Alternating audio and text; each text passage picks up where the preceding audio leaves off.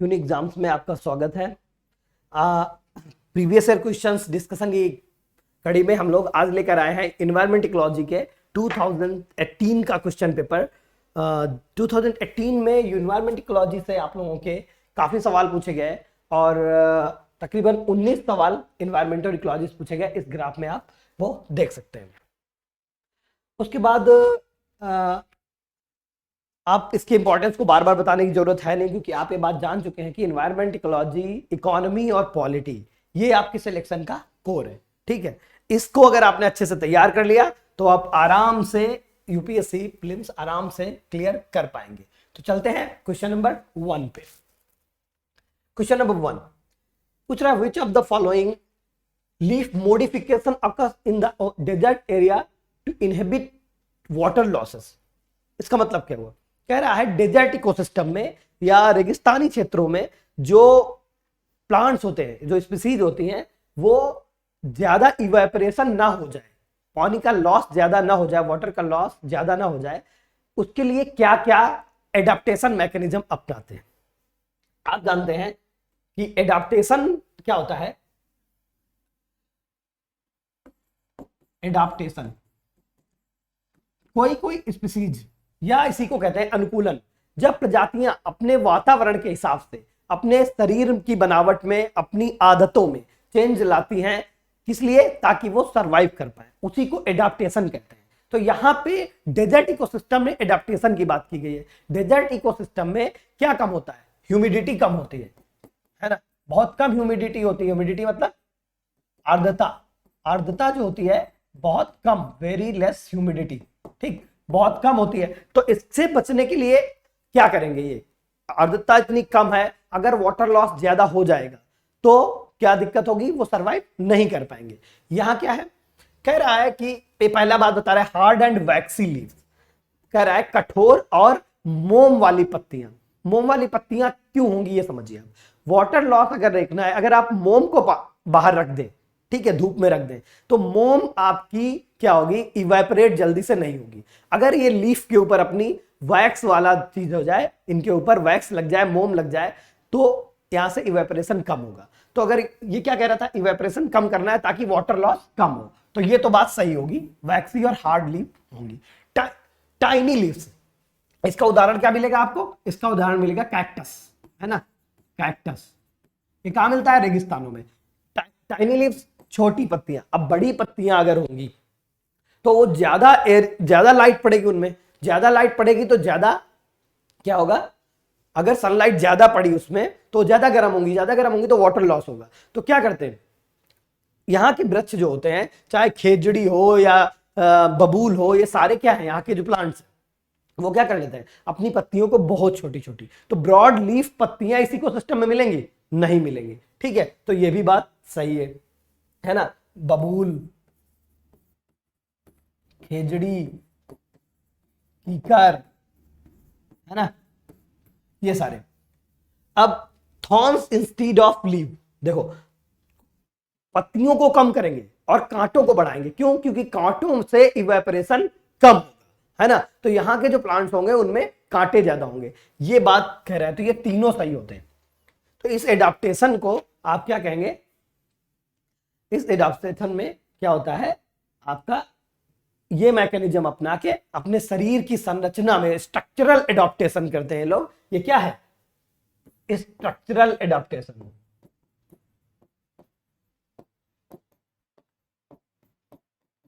इसी तरह के और एडाप्टेशन होते हैं।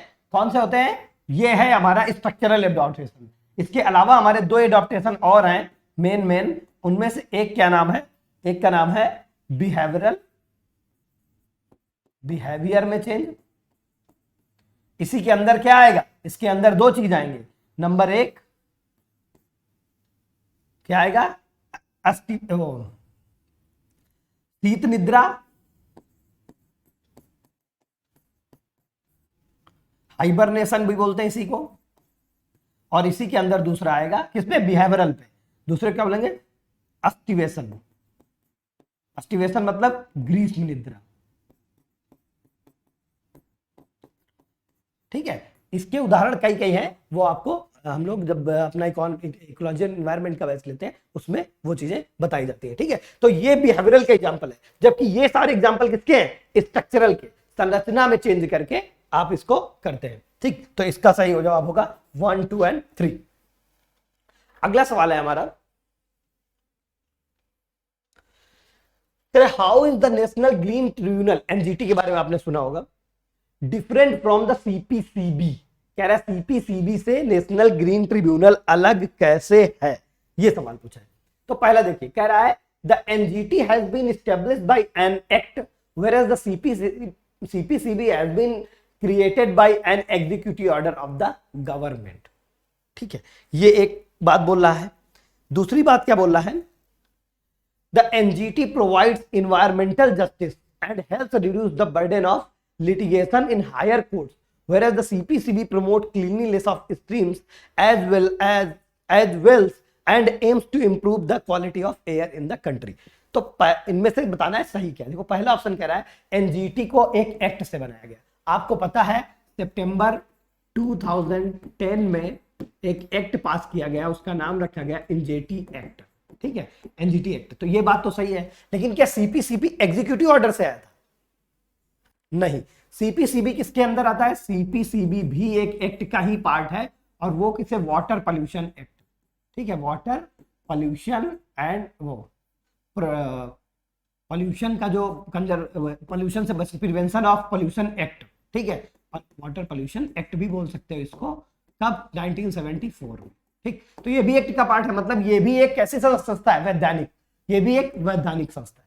ठीक है, तो एक चीज आप जान लीजिए इसके बारे में थोड़ा और, जब ये क्यों बनाया गया था? ये इसलिए बनाया गया था क्योंकि इन्वायरमेंटल जो प्रॉब्लम्स हैं उनके लिए एक्सपर्टीज हमारे कोर्ट्स के पास नहीं थी, पहला चीज। दूसरा चीज, अनेक तरह के अलग तरह के बर्डन्स थे बाकी हमारे कोर्ट्स के पास केसेज का। तो अगर इन्वायरमेंट के केस देखने के लिए एक अलग संस्था बना दी जाए जिसके पास एक्सपर्टीज हो, इन्वायरमेंट के मामलों में एक्सपर्टीज भी हो, और ये त्वरित कोशिश करे कि विद इन 6 मंथ, ये कोशिश करे एनजीटी कि विद इन 6 मंथ क्या कर दे? डिस्पोज कर दे केस को विद इन 6 मंथ, ऐसा कोशिश करेगी। केस आगे भी जा सकते हैं, लेकिन कोशिश होगी कि 6 मंथ में कर दे। ठीक है, क्या कर दे? डिस्पोज ऑफ कर दे केसों को। ये तो तभी कर पाएगी जब इसको अलग से एक बॉडी बनाया जाए। तो इसीलिए एनजीटी को बनाया गया, और इसकी 5 जगह, दिल्ली में इसकी प्रिंसिपल बेंच, और बाकी इसकी भोपाल और बाकी जगहों पे, पुणे, कोलकाता और चेन्नई में इसकी क्या बनाई गई? अन्य बेंच भी बनाई गई। ठीक है, इसके अलावा दूसरा क्या है एनजीटी के बारे में? ये नेचुरल जस्टिस के कॉन्सेप्ट पे काम करता है। क्या करेगा? नेचुरल जस्टिस के कॉन्सेप्ट पे काम करेगा। नेचुरल जस्टिस का कॉन्सेप्ट अर्थात इसका क्या हुआ कि जो हमारा नागरिक संहिता है, ठीक है, सिविल प्रोसीजर कोड सीपीसी, उससे काम नहीं करता, बल्कि नेचुरल जस्टिस के कॉन्सेप्ट पे काम करता है। अभी ये वर्तमान में इसके अध्यक्ष है जस्टिस स्वतंत्र कुमार, कोई सुप्रीम कोर्ट का रिटायर, वो आदर्श कुमार, कोई सुप्रीम कोर्ट का रिटायर जस्टिस ही इसका क्या होता है? चेयरमैन होता है, चेयरपर्सन होता है। तो इसके पहले थे स्वतंत्र कुमार, अभी है जस्टिस आदर्श कुमार। ठीक है, आदर्श कुमार गोयल, AK गोयल। अभी ये एनजीटी। सीपीसीबी क्या है? सीपीसीबी 1974 में वाटर पोल्यूशन एक्ट के तहत बना, बाद में इसमें एयर पोल्यूशन एक्ट को भी डाल दिया गया। एयर पोल्यूशन एक्ट को, ये इन्वायरमेंट कंजर्वेशन एक्ट जो है, इन्वायरमेंट एक्ट जिसको बोल सकते हो आप, पर्यावरण संरक्षण अधिनियम 1986, उसको भी क्या देता है? सहायता प्रदान करता है, टेक्निकल सपोर्ट देता है मिनिस्ट्री को। तो आपके बेसिकली 2 एक्ट इसमें कवर होते हैं, लेकिन ये इन्वायरमेंट प्रोटेक्शन एक्ट को भी हेल्प करता है। अब दोनों अगर ये बॉडी है तो ये सवाल आपका गलत हो गया, एग्जीक्यूटिव ऑर्डर नहीं होगा तो ये रॉन्ग। अब इसमें ये सही बात है, ये क्या करता है? सीपीसीबी हर चीज को देखता है, एयर को, वाटर को, छोटी छोटी बॉडीज को, रिवर्स को। आप जानते हैं इंडिया में 14 बड़ी रिवर है, 44 मध्यम रिवर और 55 छोटी रिवर है, छोटे कैचमेंट वाली। तो इन रिवर्स के भी पोल्यूशन को ये देखता है, झीलों के, इनलैंड वाटर के सारे पोल्यूशन को ये देखता है। तो 2 ओनली इसका सही जवाब होगा। अगला सवाल हमारा सवाल नंबर 3 है, which of the following has have shrunk immediately dried up in the recent past due to human activities। कह रहा है मानवीय क्रियाओं की वजह से इनमें से कौन सा है जो बहुत ज्यादा सिकुड़ गया है, बहुत ज्यादा सिकुड़ गया मतलब पहले बहुत एरिया होता था, अभी बहुत कम एरिया हो गया, इनमें से कौन सा है, ये पूछा है। तो देखिए पहले इसमें अरल सागर है, फिर ब्लैक सी है, फिर लेक बैकाल है। तो इसके बारे में हम एक एक करके बात करते हैं। जैसे अराल सागर को पहले देखिए, अरल सी क्या है, ये एक तरह का इंडोर हेक या आंतरिक झील टाइप है। आंतरिक मतलब जो समुद्र से नहीं जुड़ी, सी बोलते हैं इसको, एक इंडोर हेक लेक है, आंतरिक झील है, जिसका प्रवाह अंदर अंदर ही होता है, मतलब कॉन्टिनेंट के बीच में है। फर्स्ट थिंग, ये दो कंट्रियों के बीच में है। कौन कौन सी? कजाकिस्तान और उज्बेकिस्तान। उज्बेकिस्तान के बीच में है। ये एरिया कौन सा है? ये एरिया आपका है स्टेपी का।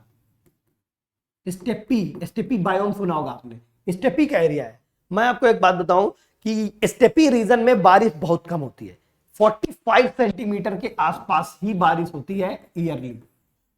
ठीक है, जब बारिश बहुत कम होगी तो यहां पे क्या होंगे? ग्रासलैंड, स्टेपी ग्रासलैंड है।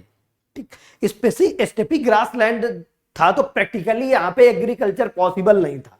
लेकिन जब रसिया यूएसएसआर बना, और तो यूएसएसआर में बड़े बड़े कम्यून बनाए गए खेती करने के लिए, और रिवर्स को क्या किया गया? डाइवर्ट किया गया, डैम बनाए गए। तो जो रिवर्स इस सी में जाती थी और इसके आसपास के रीजन में इसके पानी को, ठीक है, जो रिवर्स इसमें जाती थी और इसमें पानी मिलता था उसको, बारिश इतनी कम है फिर भी जो आसपास की स्ट्रीम्स पानी ले जाती थी उसमें, उन स्ट्रीम्स का यूज किसमें हो गया? एग्रीकल्चर में। जब एग्रीकल्चर यहां पॉसिबल बनाई गई, सिंचाई किससे? आर्टिफिशियल मीन से इरिगेशन किया गया, तो ये बहुत ज्यादा सिकुड़ गया। आज के टाइम पे इसका एरिया बहुत कम हो चुका है, ऑलमोस्ट खत्म होने वाला है, और ये पूरा steppe region due to this problem में आ रहा है वाटर स्कार्सिटी की। ठीक है, तो ये एक आपका है अराल सी, इसमें ये तो सही बात है। दूसरा ब्लैक सी। ब्लैक सी में आप जानते हैं कई बड़ी बड़ी रिवर्स गिरती है। इसको कौन कौन सी? 6 देश, 6 कंट्रीज हैं जो इसके एडजेसेंट हैं। इनका नाम आपको पता होगा, नहीं पता है तो पता कर लीजिएगा। ठीक है, मैं यहाँ बताने का समय नहीं है मेरे पास, अदरवाइज वो भी बता सकते तुम लोग। ठीक है, 6 कंट्री एडजेसेंट है। आप जानते हैं बड़ी बड़ी रिवर्स इसमें गिरती हैं आके, डेन्यूब, नीपर, निस्टर, जितनी भी डी नाम की नदियां हैं वो सारी इस पे गिरती हैं आके। ठीक, अब अगर इतनी बड़ी बड़ी रिवर्स गिरेंगी तो पानी की सप्लाई बनी रहेगी, और ये किससे जुड़ा है? ये सी से जुड़ा है। किसके थ्रू? बास्फोरस। बास्फोरस जो है उसको जोड़ता है, बास्फोरस स्ट्रेट जो है इसको जोड़ता है किससे? मेडिटेरियन सी से, मेडिटेरेनियन सी से।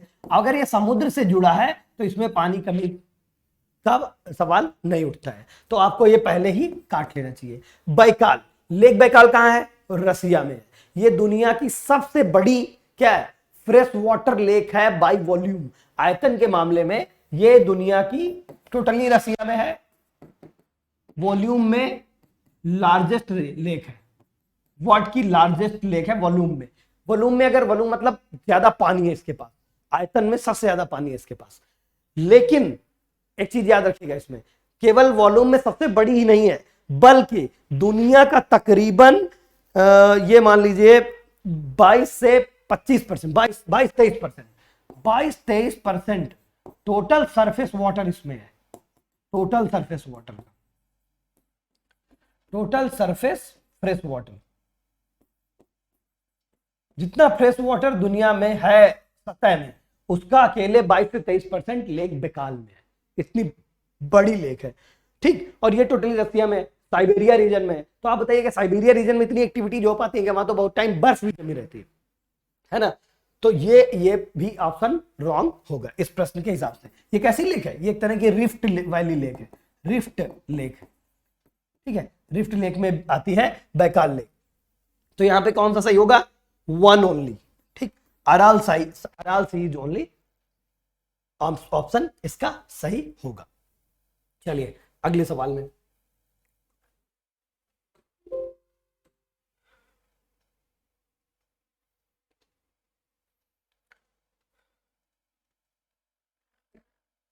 ठीक है, हमारा सवाल है अब 14, with reference to the global alliance for climate smart agriculture, GACSA, which of the following statement is are correct?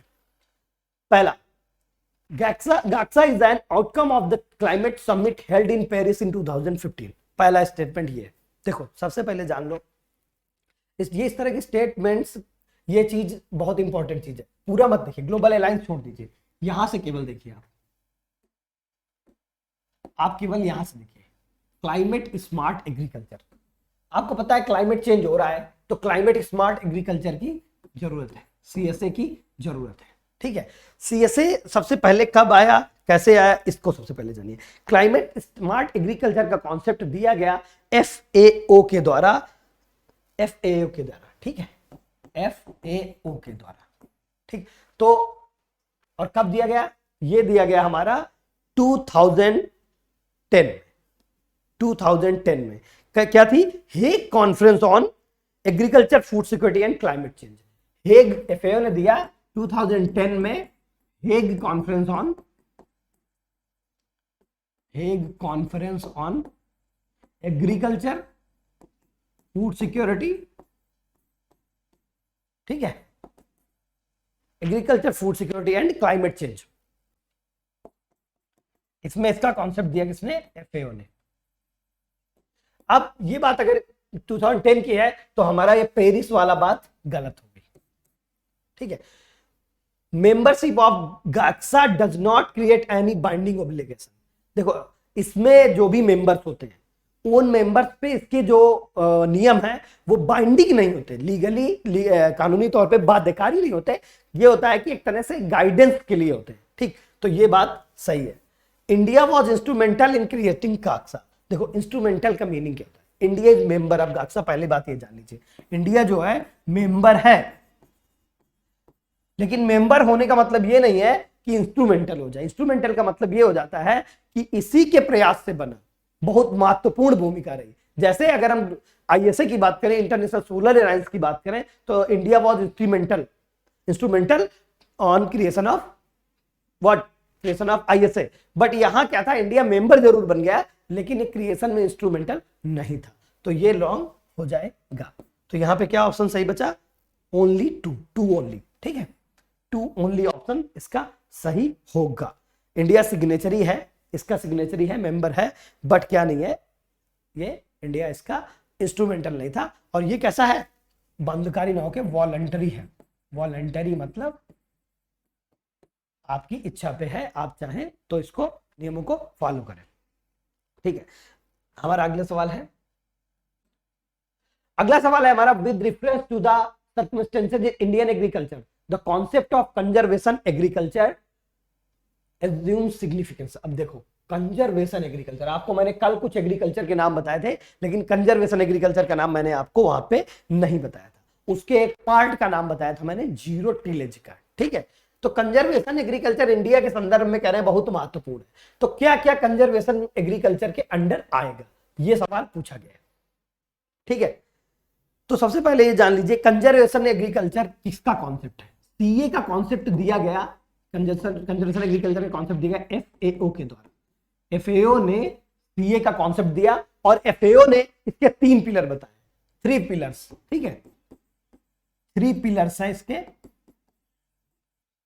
और उनमें से पहला पिलर क्या है, the first pillar is minimum mechanical soil disturbance. मतलब मिनिमम मैकेनिकल सॉयल डिस्टर्बेंस, मतलब क्या करना है, आपको जुताई नहीं करनी है, टिलेज नहीं करना है, आपको किसी भी यंत्र से मिट्टी को डिस्टर्ब नहीं करना है, मिनिमम रखना है। दैट मीन्स क्या हो गया, इसको दूसरी लैंग्वेज में क्या कह सकते हैं, नो टिलेज कह सकते हैं ना, नो टिलेज और नील टिलेज। टिलेज आपको नहीं करना। First pillar is this. Second pillar है permanent soil organic cover. Permanent soil organic cover, इसका मीनिंग क्या है, इसका मीनिंग यह है कि सॉयल जो होगी, आपकी खेत होगा जो, उसको आपको किससे ढक के रखना है, ढक के रखना है किससे, एग्रीकल्चर क्रॉप रेजिड्यू से। जो भी आपको रेजिड्यू हो, मान लीजिए आपने धान उगाया है तो धान का ऊपर का हिस्सा तो आप यूज करते हैं, नीचे का हिस्सा कहाँ यूज करते हैं, उसमें क्या करते हैं, आग लगाते हैं, आग ना लगाइए। कंजर्वेशन एग्रीकल्चर कहता है उसको खेत में फैला दीजिए, तो क्या हो जाएगा?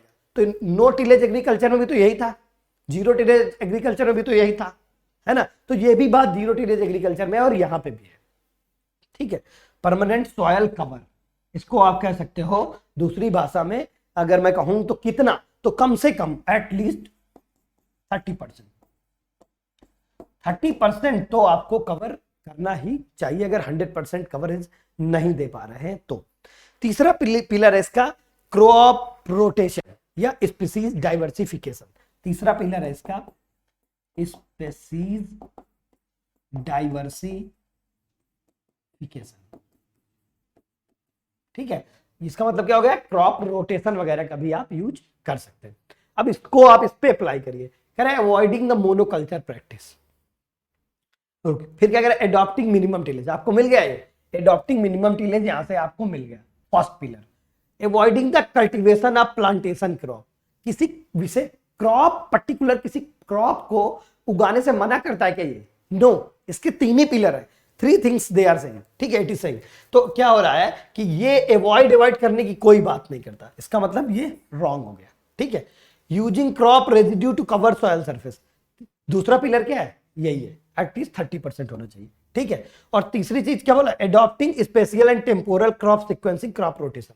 मैंने क्या है, स्पीसीज डाइवर्सिटी के लिए क्रॉप रोटेशन की बात करता है, ठीक। अब देखिए, अभी 1 को मैं छोड़ रहा था क्योंकि अभी बात करेंगे उसकी।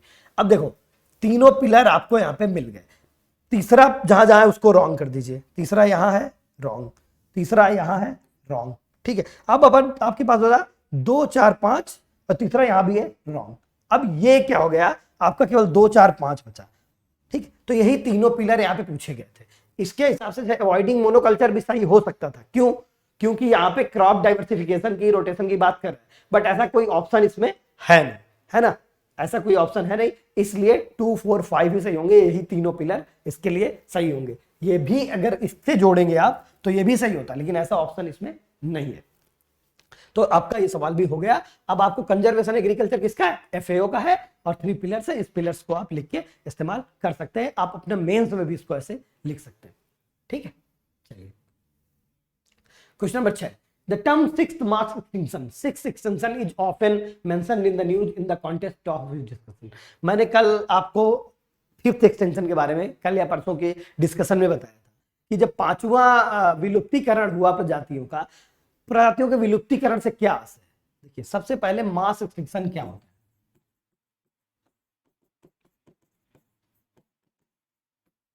मास एक्सटिंक्शन होता है, नॉर्मली एक रेट होती है, नॉर्मल रेट, जिसको बोला जाता है background instruction rate, background extinction rate, ठीक है। इसका मतलब क्या होता है? नेचुरली भी प्रजातियां क्या होती हैं? एक्सटिंक्ट होती हैं नेचुरली। कुछ कुछ समय में कुछ कुछ प्रजातियां अपने आप नेचुरली क्या हो जाएंगी? एक्सटिंक्ट हो जाएंगी over the period. But mass extinction में क्या होता है? मास एक्सटिंक्शन में होता है कि इस रेट से भी ज्यादा हो जाती है, जब बैकग्राउंड BER से ज्यादा हो जाती है, जब क्या? Extinction rate. तो उसको क्या बोलते हैं? उसको बोलते हैं आप मास एक्सटिंक्शन की तरफ हम लोग जा रहे हैं।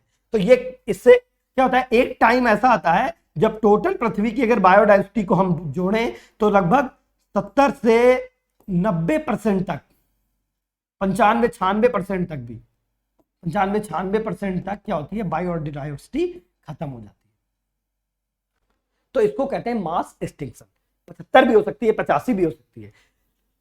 अभी क्या है? सिक्स्थ मास एक्सटिंक्शन और इसके पहले के जो 5 मास एक्सटिंक्शन है वो किस तरह से अलग है।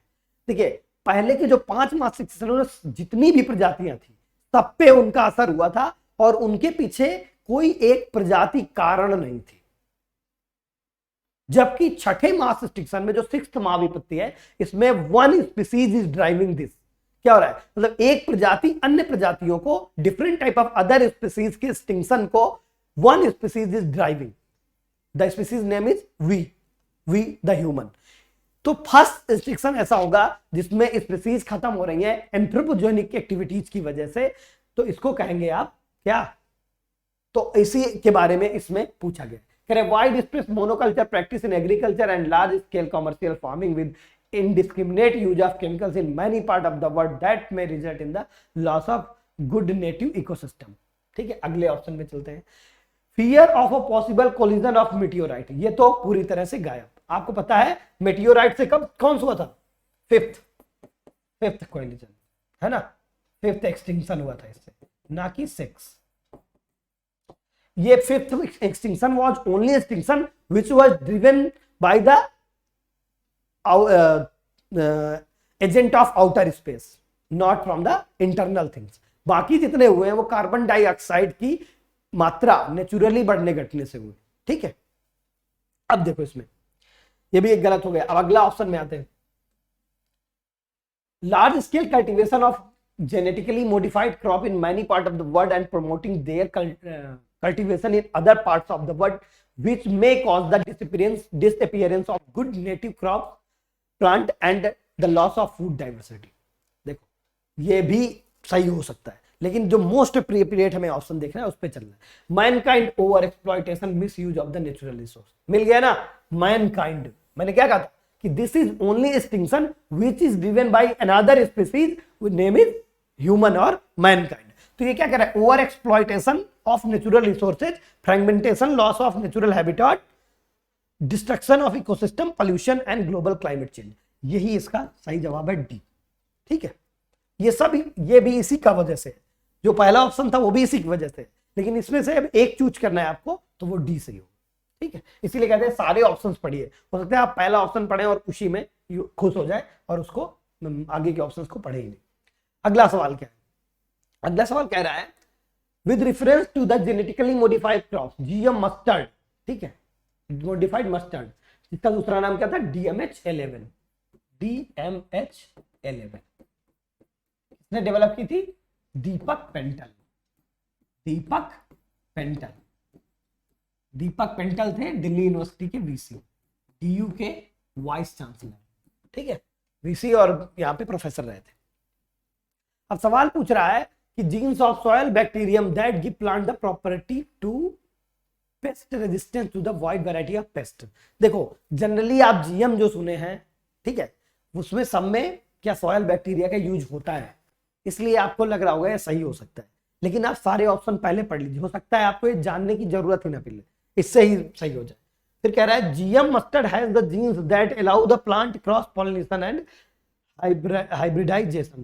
GM mustard has been developed jointly by the IARI and Punjab university. आपको मैंने क्या बताया? DMH11 को डेवलप किया DU के वाइस चांसलर ने. तो तीसरा ऑप्शन गलत हो गया. अब तीसरा जहां जहां है उसे काट दीजिए. क्या बचा? Two only. मतलब कहने का GM mustard है genes that allow the plant cross pollination and hybridisation. इसकी बात की है, तो ये आपका एक ही चीज जानने से आपका ये सवाल लग गया. तो आपके बहुत से ऐसे सवाल होते हैं एनवायरमेंट इकोलॉजी में खास करके कि आपको कभी कभी लगेगा इतना डीप में पूछ लिया, लेकिन आपको उस ऑप्शंस की जरूरत ही नहीं होती. सिंगल ऑप्शन से आप वो सवाल लगा सकते हैं. ये करंट अफेयर्स था उस टाइम पे चर्चा में 2018 के पहले. Which of the following statement best describe carbon fertilisation. देखो कार्बन फर्टिलाइजेशन क्या है? इन्वायरमेंट में अगर कार्बन डाइऑक्साइड की मात्रा शुरुआत में बढ़ती है तो क्या होता है? कुछ प्लांट्स की ग्रोथ बढ़ जाती है. क्यों? प्लांट्स लेते हैं CO2. अब increased supply of CO2 can also increase their growth. ठीक है, लेकिन जब बहुत ज्यादा CO2 हो जाएगी which will lead to the global warming, then क्या होगा? ये खराब है प्लांट्स के लिए और इससे प्रोडक्शन कम होगा. तो जो प्लांट्स की ग्रोथ बढ़ती है शुरुआत में, तो उसी को कहा जाता है कार्बन फर्टिलाइजेशन. मतलब CO2 को एनवायरनमेंट में बढ़ने की वजह से अगर कुछ हो रहा है प्लांट में ग्रोथ, तो उसको कहते हैं CO2 फर्टिलाइजेशन. इसमें आपका क्या कह रहा है?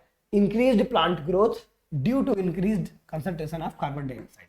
यही इस पे सही है. ठीक है, CO2 बढ़ते हैं शुरुआत में इनिशियली, तो ये चीज होती है.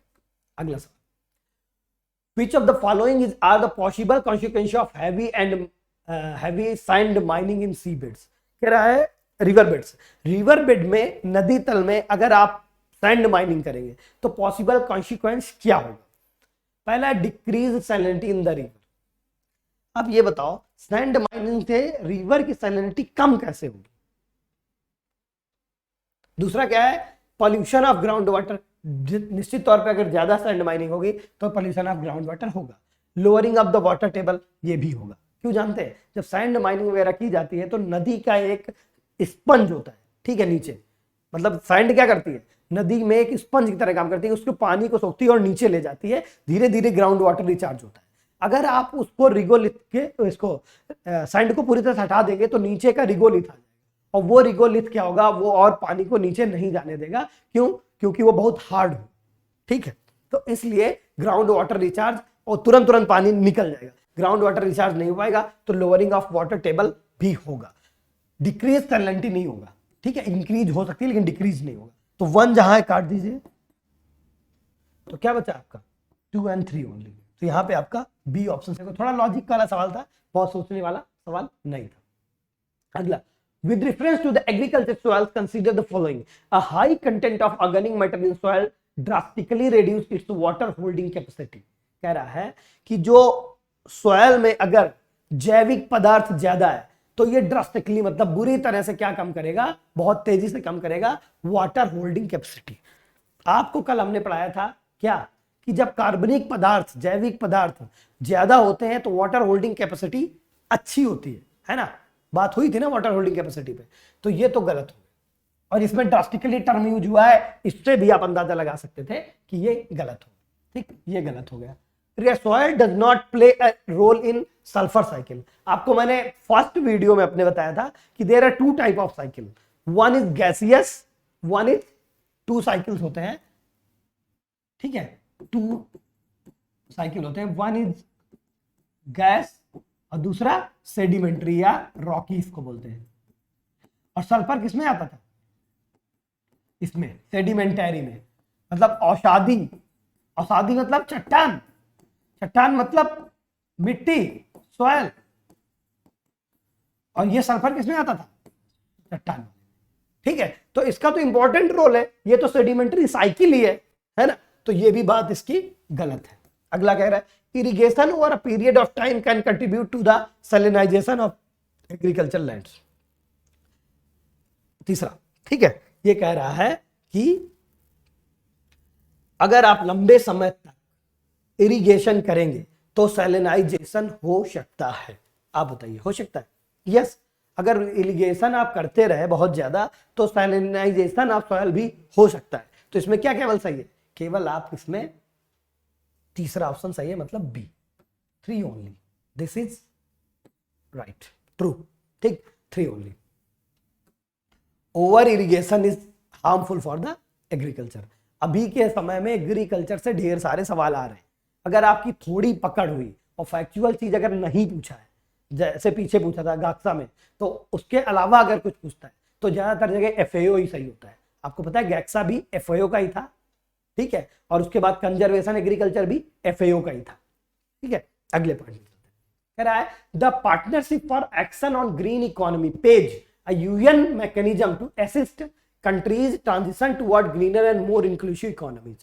कह रहा है जो ये पेज है, जो ये पार्टनरशिप है, partnership for action on green economy, इसके बारे में बताया गया है। कह रहा है जो ट्रांजिशन कराएगा इकोनॉमीज का मोर ग्रीनर और क्लीनर इकोनॉमी की तरफ, ठीक है। देखो सबसे पहले तो ये जान लो पेज है क्या। पेज का पूरा नाम है यूएन पेज। इससे क्या मतलब हुआ, इससे सिद्ध होता है कि ये यूनाइटेड नेशंस की संस्था है, यूनाइटेड नेशंस की संस्था है यूएन पेज, ठीक है। इसका गठन किया गया था 2013 में, इसका गठन 2013 में किया गया, किससे, Rio+20 के रिस्पॉन्स में। Rio+20 हुआ था 2012 में, और उसी के रिस्पॉन्स के तौर पे 2013 में ये बना, ठीक है, ये बना। अब दूसरे बात, इसमें 5 यूएन बॉडीज हैं, इन लोगों ने मिलकर इसे बनाया है, 5 यूएन बॉडीज ने मिलकर बनाया है। उनमें से कौन कौन से, इनके नाम एक बार आप नोट कर लीजिए, UNEP, ILO, UNEP, ILO, UNDP, UNIDO और यूनिटीआर। आईएलओ, यूएनडीपी, यूनिडो एंड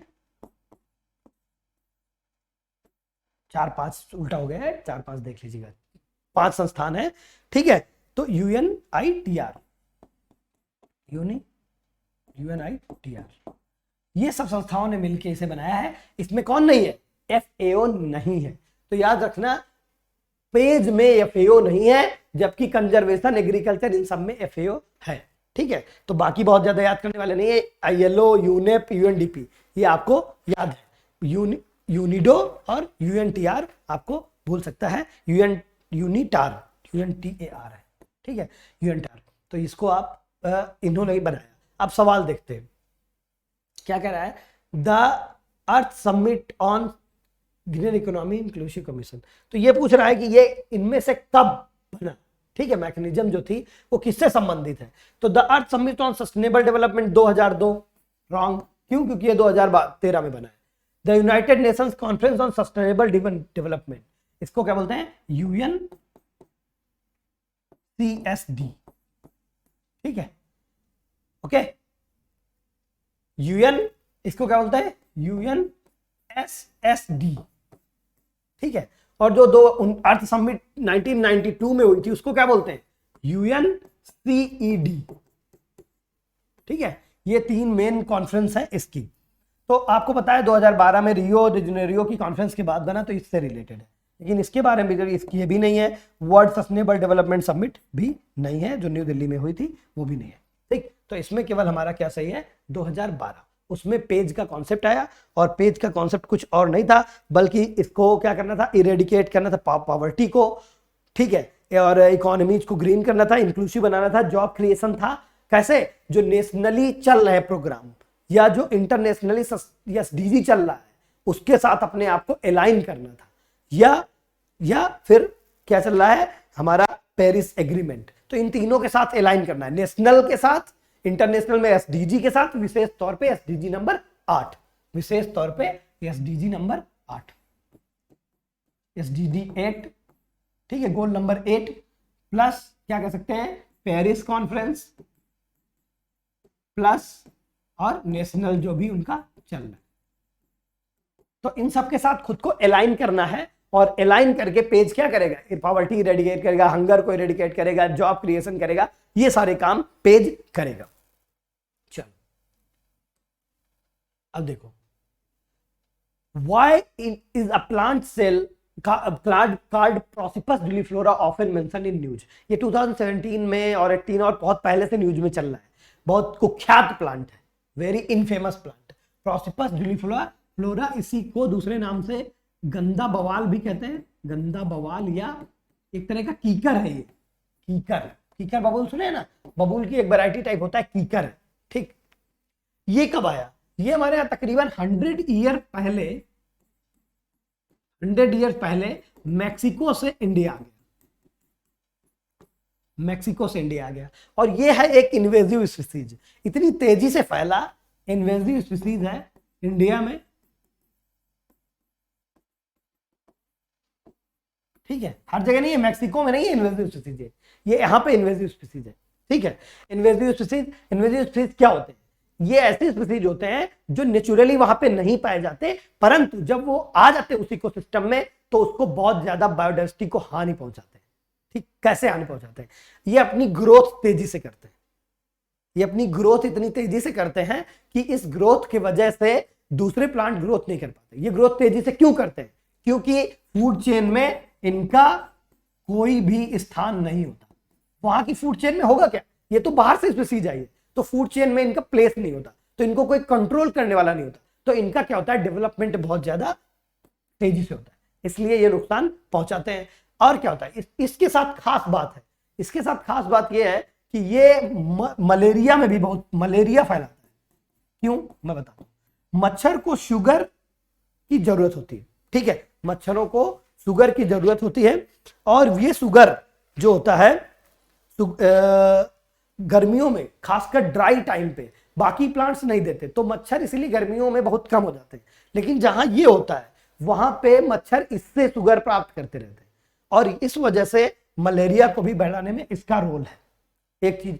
दूसरा चीज, इसमें एलिलोपैथिक इफेक्ट होता है, मतलब इसकी जो पत्तियां होती है, ट्री लीफ जो होती है इसकी, वो क्या होती है? टॉक्सिक होती है, टॉक्सिक लीव्स क्या करेगी, नुकसान पहुंचाएगी। तो ये मलेरिया भी फैलाता है, टॉक्सिक लीव्स भी होती है। तो एक तरह का क्या सही है, its extract widely used in cosmetic, wrong, it tends to reduce the biodiversity in area which grow, yes it is true, ठीक है। Exact used in synthesis of pesticide, गलत, नन ऑफ द अबव भी गलत है, मतलब ये दूसरा option सही है। ये बन्नी ग्रासलैंड में बहुत तेजी से फैला और आज पूरे इंडिया में, इवन नीलगिरी में भी ये बहुत ज्यादा फैल चुका है। शुरुआत में बन्नी ग्रासलैंड में इसको कुछ दिन के लिए लगाया भी गया था, क्या किस लिए, क्योंकि डिजर्टिफिकेशन बढ़ रहा था, तो उसे रोकने के लिए इसका इस्तेमाल किया गया। अब ये वहां इन्वेजिव स्पीसीज बन चुका है और इन्वेजिव स्पीसीज के तौर पे ये हिंडर कर रहा है डेवलपमेंट ऑफ अदर स्पीसीज का। क्यों, लीफ टॉक्सिक है, अदर स्पीसीज को डेवलपमेंट नहीं होने देंगी। इसको एलिलोपैथिक इफेक्ट भी कह सकते हैं आप। चलो अगला, consider the following statement of the most of the words coral reef are in tropical water. Yes, आपको पता है कोरल रीफ्स का डेवलपमेंट ही ट्रॉपिकल वाटर में ज्यादा अच्छे से होता है, ट्रॉपिकल और सब tropical water, mainly tropical water में। फिर कह रहा है मोर देन 1/3, 1/3 से भी ज्यादा कोरल रीफ कहां है, टेरिटरीज ऑफ ऑस्ट्रेलिया, इंडोनेशिया और फिलीपींस। दुनिया की सबसे ज्यादा कोरल रीफ इंडोनेशिया में है और एक पैच के तौर पे ऑस्ट्रेलिया में है और आप जानते हैं फिलीपींस में भी है। तो अगर इतनी ज्यादा कोरल रीफ यहाँ है तो 1/3 तो होगी ही, तो ये भी बात सही है। Coral reef host for more number of animal phyla than those hosted by tropical forest, बिल्कुल सही बात है। देखो दो चीज याद रखना, एक होती है बायोडाइवर्सिटी,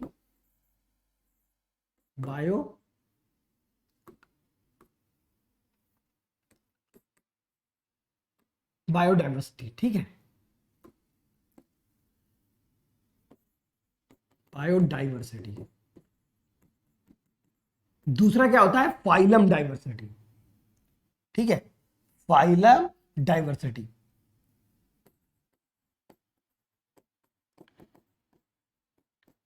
बायोडाइवर्सिटी सबसे ज्यादा कहां है, ट्रॉपिकल रेन फॉरेस्ट, बायोमास भी यहीं पे सबसे ज्यादा है। फाइलम डाइवर्सिटी कहां है, कोरल। कोरल में 32 टाइप के टैक्सा भी इसी को कहा जाता है, टैक्सोनॉमिकल डाइवर्सिटी, टैक्सा पाए जाते हैं। यहाँ पे ऑलमोस्ट 9 टैक्सा ही पाए जाते हैं, ठीक। तो इसलिए ये बात सही है। अगर बायोडाइवर्सिटी की बात करें तो यहाँ बेटर है, ठीक है। अगर फाइला की बात करेंगे टैक्सोनॉमिकल तो यहाँ बेटर है, ठीक है, कोरल में। तो इस बात को आप याद रखिएगा। तो अगला ये सवाल पे क्या सही उत्तर होगा, इसमें सही उत्तर होगा ऑल ऑफ द अबव। सवाल number 14, movement for change climate neutral now is initiative launched by, ये यूएनएफसीसी सेक्रेटरीट द्वारा लॉन्च किया गया था। ये करंट अफेयर्स का सवाल था उस टाइम के, ठीक है। तो इसको बहुत ज्यादा डिस्कशन की जरूरत नहीं है। अगला सवाल, in which of the following states is Pakhui wildlife sanctuary के, इसी का दूसरा नाम है Pakke tiger reserve. Pakhui wildlife sanctuary का दूसरा नाम है पक्के टाइगर रिजर्व, ठीक है, पक्के टाइगर रिजर्व। ये पाया जाता है अरुणाचल प्रदेश में। ये याद करने वाली बात है, आप टाइगर रिजर्व से पढ़ेंगे तो आपको याद होगा। अगला है, consider the following statement, the definition of critical wildlife habitat is incorporated in the forest right act. Yes, critical wildlife habitat की डिफिनेशन दी गई है कहां पे, एफआरए में। एफआरए के बारे में हमने कल भी चर्चा की थी, थोड़ी थोड़ी आज भी चर्चा करेंगे हम लोग। एफआरए कब आया गया था, 2006 में लाया गया था। इसका पूरा नाम क्या था, ट्राइबल राइट्स से जोड़ के इसका पूरा नाम बना था, ठीक। इसमें और किस चीज की डिफिनेशन दी गई थी, माइनर फॉरेस्ट प्रोड्यूसर, एमएफपी की भी डिफिनेशन दी गई थी। और कहा गया था कि माइनर फॉरेस्ट प्रोड्यूस जो है उन पे किसका राइट है, उन पे राइट है ट्राइबल्स का, ठीक, वहां के लोकल्स का। और लोकल्स वनवासियों का, फॉरेस्ट ड्वेलर्स का, ठीक, फॉरेस्ट ड्वेलर्स या वनवासी लोगों का उस पर अधिकार होगा और उसके लिए एमएसपी भी घोषित किया जाएगा। और कौन करेगा, ट्राइबल अफेयर मिनिस्ट्री, किसकी सहायता से, ट्राइफेड की। ये बात हम लोगों ने करी थी कल। तो आज भी, for the first time in India Baigas have given the habitat right. Yes, इसका क्रिटिकल वाइल्ड लाइफ हैबिटेट में हैबिटेट राइट सबसे पहले बैगा जनजाति को दिए गए, किसके तौर पे, फॉरेस्ट राइट एक्ट 2006 के अंतर्गत। बैगा जनजाति कहां पाई जाती है, बैगा जनजाति एक तरह की पीवीटीजी है। पीवीटीजी मतलब प्रिमिटिव ट्राइबल ग्रुप्स, वल्नरेबल, ठीक, ओ पर्टिकुलरली वल्नरेबल ट्राइबल ग्रुप, ठीक, पीवीटीजी मतलब विशेष तौर पे खतरा है इनको, तो पर्टिकुलरली वल्नरेबल ट्राइबल ग्रुप्स हैं, कितने इंडिया में है ये? 75 पीवीटी इंडिया में है, उनमें से बैगा भी एक पीवीटीजी है। ये कहां पाए जाते हैं? इनका विस्तार जो है छत्तीसगढ़, उड़ीसा, झारखंड, बिहार, वेस्ट बंगाल, यूपी, मतलब पूरे नॉर्थ इंडिया के गंगेटिक प्लेन में ये पाए जाते हैं। इवन छत्तीसगढ़ में भी पाए जाते हैं, तो उड़ीसा में भी पाए जाते हैं। तो ये बैगा जनजाति है। ये क्या काम करते हैं? बैगाज का क्या है? ये टैटू बनाने की प्रथा इनके अंदर बहुत है, टैटू बनाते हैं बैगा। इसके अलावा जनरली ये स्लैश एंड बर्न करते हैं, ठीक, स्लैश एंड बर्न मतलब झूम एग्रीकल्चर टाइप करते हैं, और सेमी नोमैडिक स्टेज में रहते हैं, बहुत ज्यादा घुलते मिलते नहीं है। आजकल क्या हो गया, अब इनको जब राइट मिल गए तो किस पे डिपेंड हो गए? इस पे। पहले क्या करते थे? घूमते रहते थे, शिकार करते थे। आजकल क्या कर रहे हैं? माइनर फॉरेस्ट प्रोड्यूसर्स को इकट्ठा करते हैं, फिर उनको एमएसपी में स्टेट गवर्नमेंट की एजेंसियां खरीद लेती हैं, एमएसपी डिक्लेयर करता है मिनिस्ट्री ऑफ ट्राइबल अफेयर। क्यों? क्योंकि वही इस एक्ट का नोडल मिनिस्ट्री है, ठीक। अब 2021 में भी आया, देखो उसके पहले कितनी बार ये एक्ट आ चुका है। तब 2021 में जब पूछा गया कौन से मिनिस्ट्री के अंदर है, तो सब लोग कंफ्यूज हुए। अगर प्रीवियस ईयर क्वेश्चन पेपर कोई लगा के गया था तो ये सारे सवाल उसके सही थे। अब क्या कह रहा है? Ministry of environment, forest and climate change officially decide that declare habitat right. आपको पता है ट्राइबल अफेयर्स है यहाँ पे, ट्राइबल अफेयर्स। अगर ट्राइबल अफेयर्स है तो वही करेगी ना मिनिस्ट्री, इन्वायरमेंट कहां कर रही है? ठीक है, तो ये रॉन्ग हो जाएगा। तो हमारे 1 और 2 ओनली राइट होंगे। इसका सही जवाब है 1 और 2 ओनली। अगला सवाल, सवाल नंबर 17। सवाल नंबर 17, with reference to the organic farming in India consider the following. कह रहे थे national programme for organic production and POP is operated under the guidance of directions of the union ministry of rural development. नहीं, N POP के बारे में अच्छे से पढ़ लीजिएगा। ऑर्गेनिक फार्मिंग का जो कॉमर्शियलाइजेशन है उसमें 2 चीजें इंपॉर्टेंट है, एक तो एन पॉप और इसका दूसरा पार्ट भी है जिसमें किसानों के जो समूह होते हैं, ठीक है, वो भी क्या कर देते हैं? टैग देते हैं ऑर्गेनिक इंडिया, ठीक है, ऑर्गेनिक का टैग देते हैं फार्मर समूह। ये क्या है? इसमें फार्मर समूह आपस में मिलके एक दूसरे के प्रोडक्ट को दे देते हैं, ठीक है। एनपॉप में क्या होता है? थर्ड पार्टी होती है, कुछ एजेंसियां होते हैं, उनको क्या दिया गया है? एक्रेडिशन का राइट दिया गया है। एक्रेडिशन किसका करेंगे? कि कोई प्रोडक्ट आप अप्लाई करेंगे, वो आपका सर्वे करेंगे, खेत देखेंगी, पूरा चीजें देखेंगी, फिर उसमें ठप्पा लगा देंगे कि ये आपका प्रोडक्ट ऑर्गेनिक प्रोडक्ट है। अब अगर ये ठप्पा लगाएगी तीसरी पार्टी तो विश्वसनीय होगा, यस, इसीलिए ईयू इसको मानता है, जबकि फार्मर समूह जो करते हैं ऑर्गेनिक का टैगिंग उसको नहीं मानता, ईयू इसको नहीं मानता। तो ये किसके अंदर है? ये हमारी जो अपेडा है इसके अंदर काम करता है, और अपेडा किसके अंदर है? मिनिस्ट्री ऑफ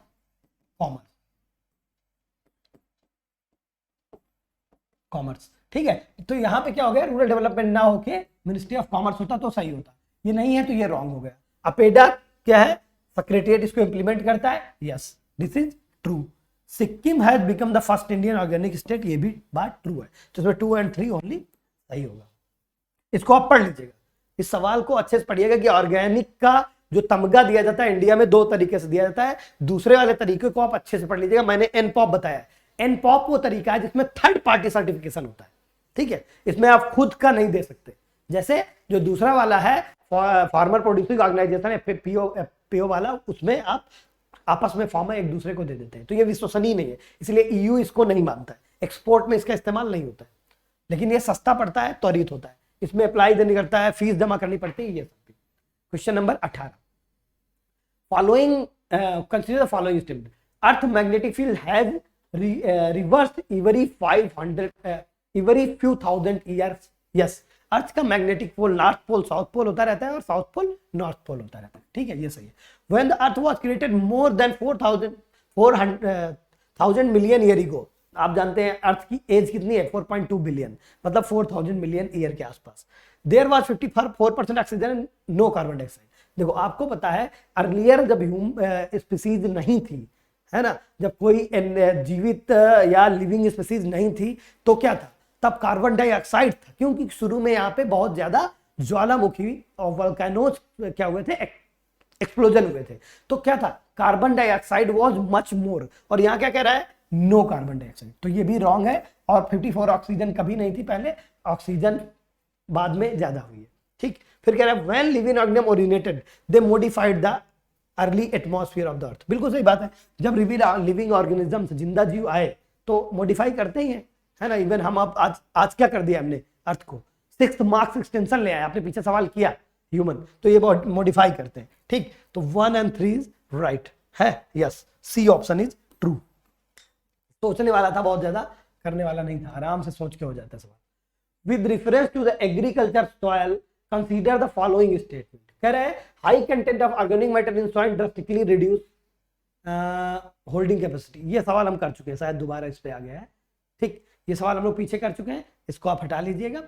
तो ये सवाल पीछे आ चुका है, दोबारा इसको वो कर दिया गया है। ठीक, तो आज हमने 18 सवाल किए, और 18 सवालों में से आपके बहुत डिटेल में किए हैं, इसलिए इनको आप देख लीजिएगा। कंजर्वेशन, एग्रीकल्चर, ये सब फिर से आएंगे। ठीक, गैक्सा फिर से आएगा, ठीक, एडेप्टेशन फिर से आएगा। तो यही सब सवाल बार बार आते रहते हैं। एपीओ का फिर से आएगा, एमएसपी होता है उसके लिए नहीं होता है, आएगा, उसका एमएसपी कौन डिक्लेयर। कल और आज की क्लास से बहुत से सवाल आपके आने वाले हैं इस बार भी, तो इसको देखते रहिएगा यूनिक एग्जाम्स की तरफ से। थैंक यू सो मच, और आप सारे जितने वीडियो ये आ रहे हैं देखिए, ताकि आप गलतियां कम से कम करें। धन्यवाद।